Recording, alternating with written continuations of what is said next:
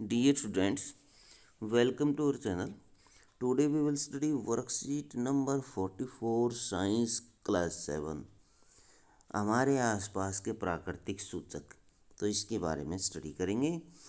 सूचक क्या है? तो देखिए, सूचक क्या होता है। कोई पदार्थ अम्लीय है अथवा क्षारकीय है, इसका परीक्षण करने के लिए विशेष प्रकार के पदार्थों का उपयोग किया जाता है।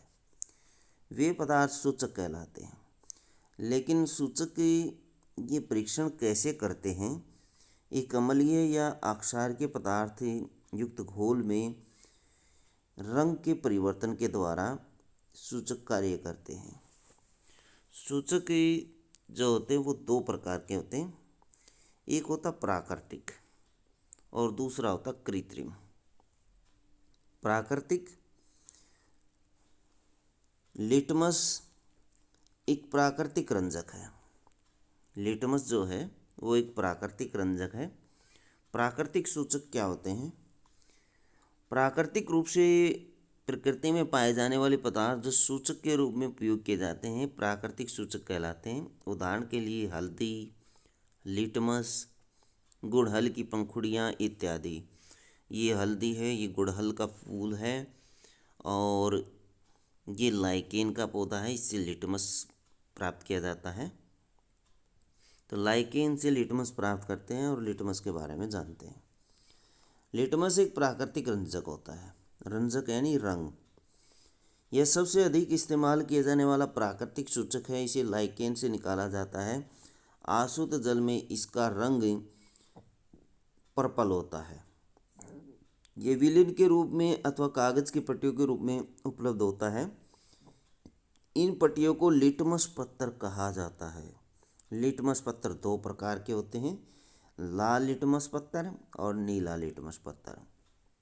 जब नीला लिटमस पत्थर को अम्लीय विलेन में डाला जाता है तो वो लाल हो जाता है, और जब लाल लिटमस पत्थर को क्षारकीय विलेन में डाला जाता है तो ये नीला हो जाता है।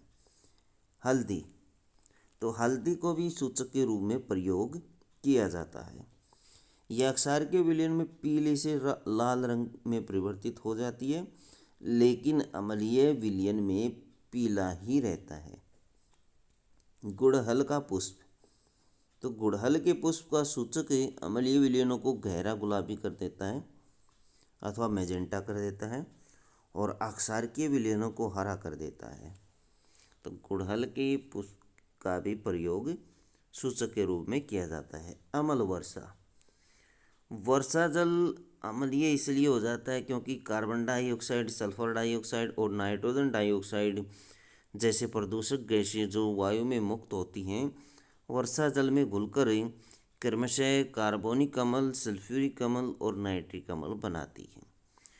अम्ल वर्षा भवनों, ऐतिहासिक स्मारकों, पौधों और जंतुओं को क्षति पहुंचाती है। अम्ल वर्षा, पहली जब वर्षा होती है तो उसको अम्ल वर्षा कहा जाता है। अम्ल वर्षा यानी जिसमें जल के अंदर गैसें घुली हों तो वो अम्ल वर्षा कहलाती है। जैसे CO2 गैस होती है।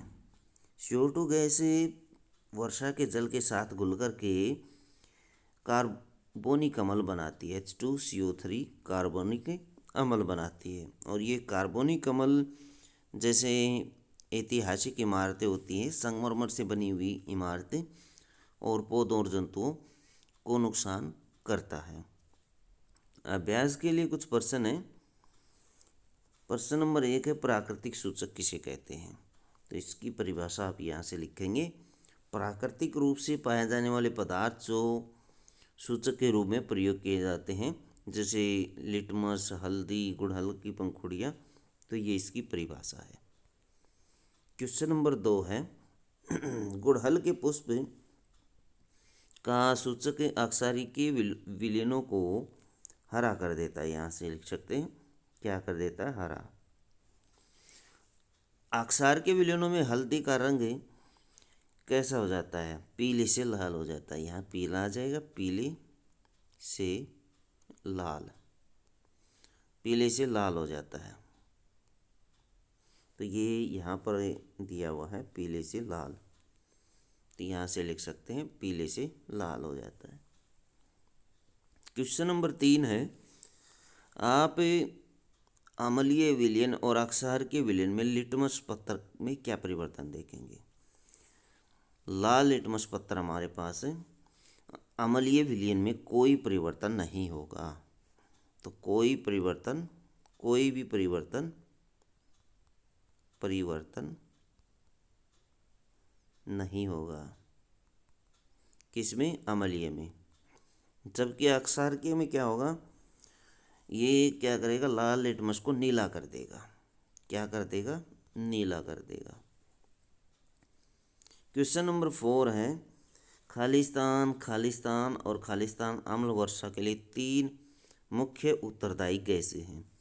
तो इसके लिए जो गैसें हैं यहाँ से लिखेंगे, carbon dioxide gas, sulphur dioxide gas और नाइट्रोजन डाइऑक्साइड गैस जैसे प्रदूषक गैसें हैं जो इनके लिए उत्तरदायी हैं।